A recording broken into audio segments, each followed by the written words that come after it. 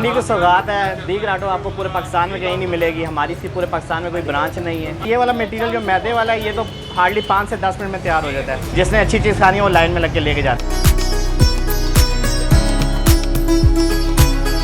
जी मेरा नाम मोहम्मद उमैर है और मैं तकरीबन 17 साल से मैं कर रहा हूँ, लेकिन इस दुकान को 40 साल हो गए हैं। वालिद साहब ने काम शुरू किया था 1983 में। परसेंटेज ये है कि जो आप पूरे दिन में सेल करते हैं वही आप रमज़ान के 3-4 घंटों में सेल कर देते हैं।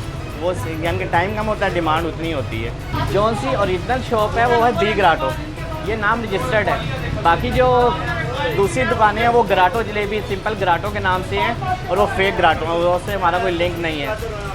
वहाँ पे आपको ये चीज़ नहीं मिलेगी।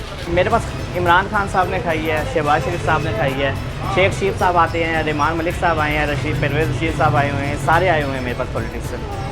और बाकी आपके जो एक्टर और एक्ट्रेसेस हैं ना वो भी काफ़ी ज़्यादा आते हैं यहाँ पर। रैम्बो भाई अक्सर आते रहते हैं इधर। इंग्लैंड ऑस्ट्रेलिया वगैरह तो ये आम है, दुबई आम जाती है, ये हफ्ते में 10-12 दफ़ा कस्टमर ही ले जाते हैं इसको। और बाकी इंडिया भी गई हुई है, सऊदीया भी गई हुई है, ऑस्ट्रेलिया, अमेरिका भी गई है, कनाडा भी गई हुई है। कोई मुल्क ऐसा छोड़ा नहीं जहाँ पे गई ना हो। इसमें स्पेशल चीज़ ये है कि इसमें केमिकल कोई नहीं है।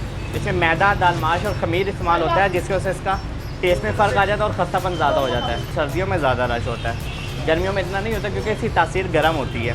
लेकिन रमज़ान में लोग इसे सहरी में इस्तेमाल करते हैं, अफ्तारी में भी शौक़ से खाते हैं। सहरी में दूध जलेबी के तौर पे इस्तेमाल होती है ये जलेबी।